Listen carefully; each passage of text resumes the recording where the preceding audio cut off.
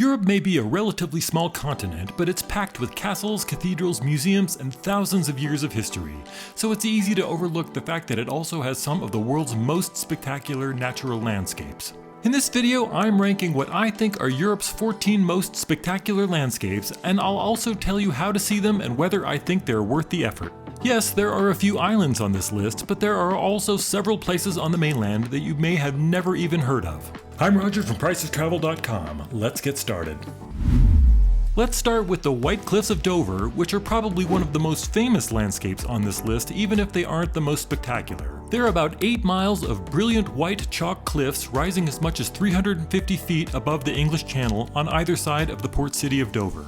You'll see later that Britain has even more impressive natural scenery, but these are probably the easiest major cliffs in Europe to visit.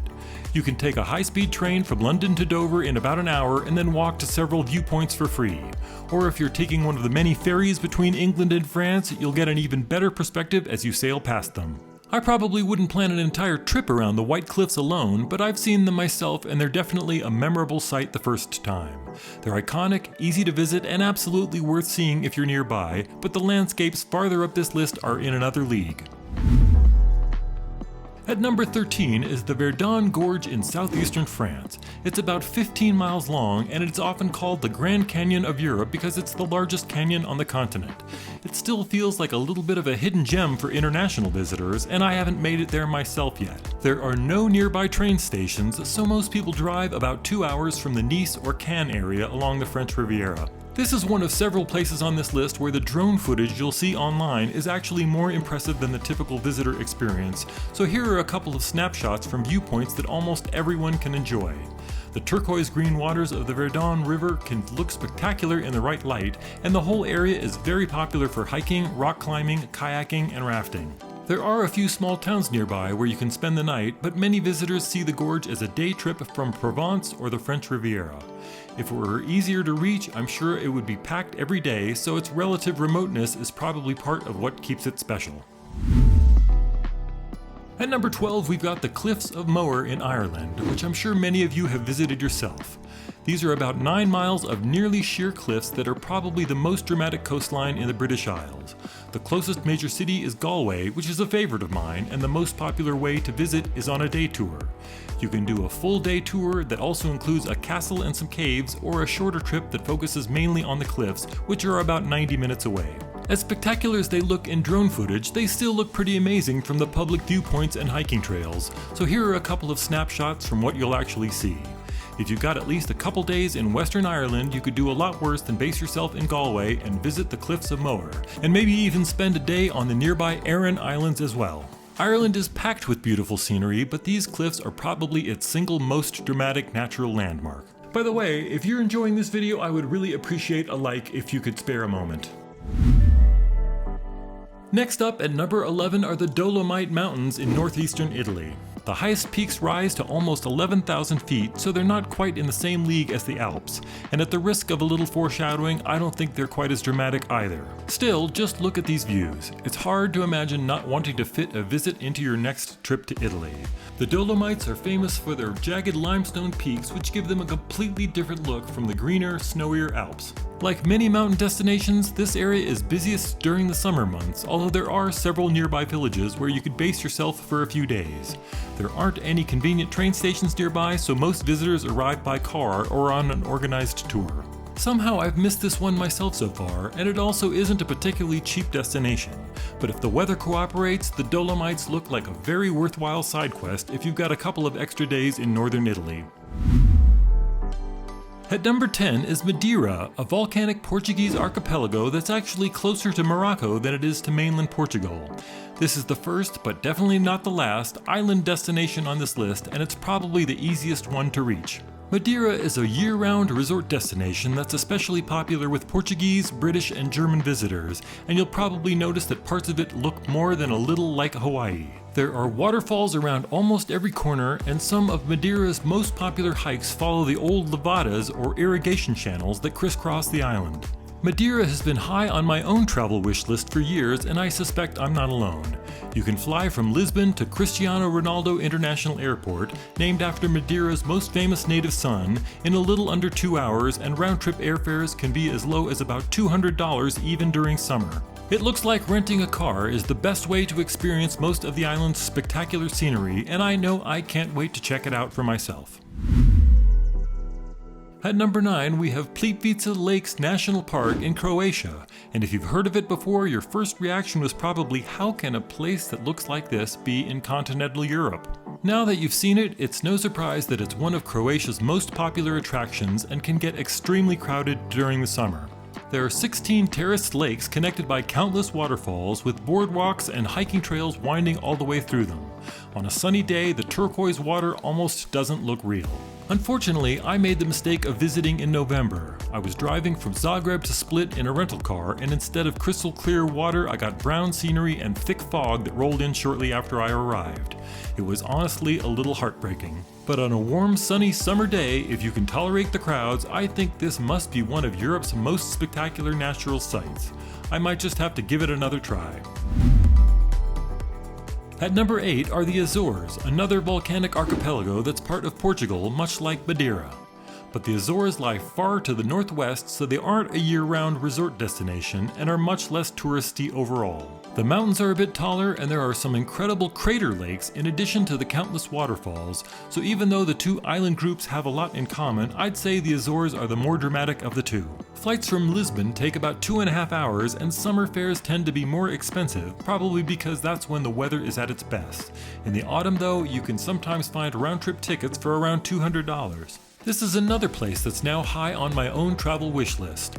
I was a little worried that the ordinary visitor photos wouldn't live up to the professional drone footage, but these snapshots convinced me that the Azores are stunning from just about every angle.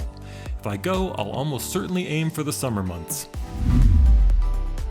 Next up at number 7 are the Scottish Highlands, which I think most people would agree are the most spectacular part of the British Isles, and that's really saying something. Having been lucky enough to travel all over England and through much of Ireland by train and the occasional coach tour, I can honestly say that almost all of Great Britain and Ireland are stunning. Green rolling hills, lakes, rugged coastlines, moors, and mountain peaks seem to stretch in every direction. The Scottish Highlands are where all of that natural beauty feels the most concentrated. The endless green valleys, rugged mountains, sparkling lochs, and countless waterfalls are breathtaking in every direction. The charming city of Inverness is the main transportation hub, and from there you can take bus tours to the Isle of Skye and other scenic areas, or rent a car if you think you can stay focused well enough on the road to drive safely. And if you're choosing between tours, I'd skip the ones that spend a lot of time at Loch Ness and pick one that devotes more time to the Highlands themselves. Another place that doesn't seem to get as much attention as it deserves is number 6, Triglav National Park and the Julian Alps in Slovenia. Norway and Switzerland are often mentioned as Europe's most spectacular countries for natural scenery, and we're getting to both of them, but Slovenia deserves to be part of that conversation. If, like me, you visited Ljubljana and then moved on, you missed one of Europe's great landscapes. Triglav National Park wasn't officially established until 1981 and was expanded as recently as 2010, so perhaps it's understandable that it isn't as famous internationally as some of the parks higher on this list. It's hard for me to believe that scenery like this is only about 80 miles from Venice. The park protects much of the Julian Alps, the easternmost section of the Alpine chain, with turquoise rivers, alpine lakes, dramatic limestone peaks, and some of the best hiking in Europe, including the famous Socha River, whose almost unreal turquoise color has become one of Slovenia's trademarks. It's easily reached from Lake Bled as a day trip, admission is free, and summer looks like the ideal time to visit. After researching this one, it's climbed very high on my own travel list. At number 5, we have Norway's Lofoten Islands, a large archipelago stretching southwest from Norway's northern coast. They're so far north that they're comfortably above the Arctic Circle, and in addition to their busy summer season, they've also become one of Europe's most popular destinations for Northern Lights tourism in winter. Perhaps surprisingly, and you've got to give Norway some credit for this, all of the main islands are connected to the mainland by a series of spectacular bridges and tunnels, so you really could drive here all the way from southern Europe, although flying to a nearby airport and renting a car is probably the more sensible option. The dramatic peaks rising straight out of the sea, along with the countless sheltered bays and beaches, somehow look even more inviting when the weather is clear and everything is bright green. This is another place where I wondered whether ordinary visitor photos could possibly live up to the professional drone footage, and here are a couple I found. I'd say the answer is definitely yes. For this video, I'm mostly ignoring man-made features, but I have to admit that this famous soccer pitch with no grandstands at all is pretty incredible, especially from above. A friend of mine visited Lofoten shortly after I traveled through southern Norway, and I didn't realize at the time that she probably made the better choice. Getting here isn't especially cheap or easy, but that's probably part of what makes it feel so rewarding once you arrive. At number 4, we've got the Faroe Islands, which will be the second to last island destination on this list, in case you're wondering about the top 3. The Faroes are another archipelago in the North Atlantic, roughly halfway between Norway, Scotland, and Iceland, with a population of only about 50,000 people. To me, the other islands on this list feel like more dramatic versions of places you've probably seen before. The Faroe Islands are different. They look almost cartoonish. Thanks to the lush green grass, which apparently stays green all year, the whole place reminds me of an impossible golf course built on the edge of the ocean. The famous sea stacks are just one of the distinctive features that you don't often see elsewhere, but you've also got breathtaking cliffs, narrow inlets, waterfalls, and tiny villages perched on impossibly steep hillsides. Getting there is surprisingly straightforward thanks to the island's single airport. You can often find round-trip flights from Copenhagen for around $500 in the summer and sometimes a bit less during the rest of the year. The non-stop flight from Copenhagen takes a little over 2 hours in each direction. Based on the videos I've watched, I'd definitely aim for summer because the islands look completely different when they're covered by gray skies and low clouds. I'm not sure I'll ever make it to the Faroe Islands myself, but after researching them, I'd sure like to try. Before we get to the top 3, I want to mention a few honorable mentions. In case you haven't noticed, this ranking focuses on natural landscapes. That means it doesn't include some of Europe's most famous places where the man-made structures are so intertwined with the scenery that it's almost impossible to imagine them without each other. So I'll give honorable mentions to Italy's ultra-photogenic villages of Cinque Terre, Greece's monastery-topped cliffs of Madeira, Montenegro's beautiful bay of Kotor lined with historic villages, and Slovenia's stunning Lake Bled, where that tiny church on an island dominates almost every famous photograph. At number 3, and I'm sure many of you were expecting this one, are the Norwegian Fjords, which make up much of Norway's surprisingly long western coastline. There are nearly 1,200 fjords in Norway, and their sheer abundance is only one of the reasons they rank so highly. They were carved by glaciers over thousands of years, and although each one is unique, I'll admit that some of them do start to look a bit alike after a while. The towering cliffs can be covered with grass, forests, waterfalls, or even snow, so every time you round another bend, there's usually another spectacular surprise waiting. The best way to experience the fjords is from the water, with Bergen serving as the main gateway. You can choose from day cruises, overnight cruises, or even week-long voyages. Or you can do what I did and spend a few days on the Hurtigruten coastal ships, which also deliver cargo and mail to many of the small communities along the route. The ships sail deep into some of Norway's most spectacular fjords, often stopping at charming villages where you can get off and explore for a while. This is another place where the weather makes an enormous difference. On a sunny day, the water can turn an almost electric blue, while clouds and fog completely change the mood. If you have the choice, I definitely recommend going in summer. At number 2, we have the Swiss Alps. It's true that the Alps stretch across parts of 8 different countries, and there are breathtaking landscapes in France, Italy, Austria, and elsewhere. But I think most people would agree that the most spectacular and dramatic scenery is found in Switzerland. So Switzerland happily accepts the silver medal on behalf of all of them.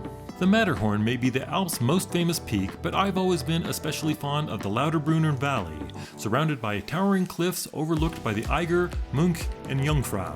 The view from near the top of the Jungfrau, home to Europe's highest railway station, is one you'll never forget. Switzerland also has several famous panoramic train routes where the scenery is the main attraction.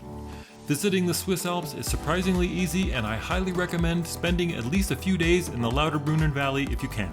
The only real downside is the cost. Switzerland is Europe's most expensive country, and you'll definitely notice the difference compared to its neighbors. The scenery is spectacular in every season, and despite what many people assume, summer is actually one of the wetter times of the year in parts of the Alps. And finally at number 1, and if you've watched some of my videos before you probably guessed this already, is Iceland. It's nicknamed the land of fire and ice because it has both active volcanoes and massive glaciers that continue to reshape the island. A big part of why I ranked it first is the incredible variety of landscapes you'll see as you drive around the country. There are neon green, moss-covered lava fields, deep canyons, black sand beaches, lagoons filled with icebergs, towering waterfalls cascading down steep grassy cliffs, and so many other sights that I simply haven't seen anywhere else. There are even basalt column formations that make Giant's Causeway look almost ordinary, and that's only scratching the surface. To experience the best of Iceland, I think there are two main options short of hiring a helicopter. My favorite is renting a car and spending at least a week driving the ring road around the island. In roughly 800 miles, the scenery changes so dramatically every hour or two that it almost feels like you're driving through several different countries. The other option is renting a 4-wheel drive vehicle and exploring the rugged interior, which I'd probably save for a second visit. Summer is the best time to see the widest variety of landscapes, and while the area around Reykjavik can feel crowded, much of the ring road remains surprisingly peaceful. Iceland is also famous for its winter northern lights season, and it certainly isn't a cheap destination. But if you're looking for Europe's most spectacular natural landscapes, I don't think there's a better place. So that was Europe's 14 most spectacular landscapes ranked, even though trying to rank something this subjective is probably a little crazy. Hopefully it also gave you some ideas about how to visit these places and whether they're worth the effort. Of course, this is just my own ranking. I'm sure many of you would put a few places in a different order, and you've probably got a handful of favorites that I didn't even include at all. So let me know in the comments where you think I got it wrong and what I missed. I get some of my best ideas for future videos from your thoughtful comments, and I really appreciate that. If you enjoyed this one, please hit the like button and subscribe to the channel. Thanks for watching all the way to the end, and I promise that if you make a video with your own rankings, I'll watch it all the way to the end too. See you in the next one.